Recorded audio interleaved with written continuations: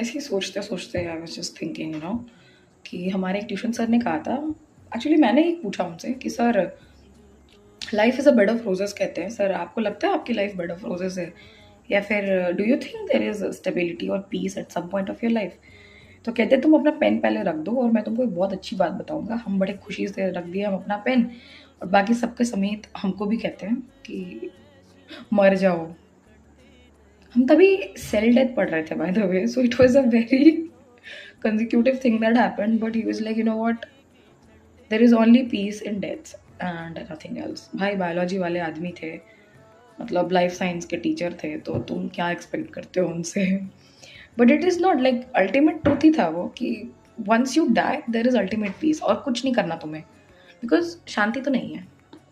10th के बाद 12th के बाद ग्रेजुएशन के बाद पीजी के बाद कहीं जॉब नौकरी के बाद शादी के बाद बच्चे, दिस साइकिल गोज ऑन। और अगर तुमने इस साइकिल में एक बच्चे को पैदा कर दिया तो उसकी भी साइकिल चलती रहेगी। देयर इज नो मोमेंट जहाँ समय रुक के तुम्हें टाइम देगा कि अब बैठ सकते हो तुम। मतलब जिसके पास ज़्यादा पैसा है उसको और पैसा चाहिए कि वो 1 करोड़ में मे बी सेटल करना नहीं चाहता है, 4 करोड़ चाहिए उसको। जिसके पास पैसा नहीं है वो मिडिल क्लास से अपर मिडिल क्लास होने में तुला हुआ है। शांति बहुत ही कम लोगों की ज़िंदगी में है। At some point you realise कि यार एज़ अ स्टूडेंट क्या मैं चुप रह सकती हूँ? 1 साल ड्रॉप ले लिया तो लगता है कि ओह शिट! सबकी ज़िंदगी आगे भाग गई है, मैं 1 साल पीछे हूँ। तुम कभी-कभार भूल जाते हो, फिर कोई याद दिला देता है। तुम्हें याद तो है कि तुम्हारे जो सहपाठी हैं वो तुम्हारे एज ग्रुप के नहीं हैं, तुम इनसे 1-2 साल बड़े हो।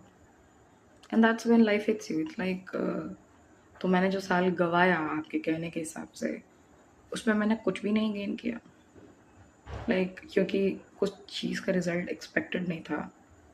सो I have gained nothing. Nice conclusion actually. But कहीं न मुझे भी लगता है कि that 2 years of lockdown has taken so much from us. क्योंकि उसके बाद ज़िंदगी ने जो रेस पकड़ी है ना, वो बस बंद होने का नाम ही नहीं ले रही यार। तुम भागते रहो एंड लाइक कहीं ना लोग वो 2 साल जो लॉस हुआ है सबका, उसको रिकर करने के चक्कर में इतना जल्दी भाग रहे हैं कि महीने भी भागने लगे हैं। 4 महीने ऑलरेडी ख़त्म हो चुके हैं, 8 महीने में साल ख़त्म है। और साल ख़त्म होने के तक अगर आपके हाथ में एक नया कॉलेज ना हो, एक नई डिग्री ना हो, तो लोग और टेंशन दे जाते हैं कि ऑफ़िशियली बेरोज़गार का ठप्पा ना लग जाए कि इसके बाद शायद तुम कुछ कर ही ना पाओ। खुद को डाउट्स आने लगते हैं और चलो सब कुछ पार हो गई, घाटी पार भी हो गई, तो फिर आगे क्या करने का टेंशन। तो क्या सच में स्टेबिलिटी मिलती है कभी? आपका क्या कहना है?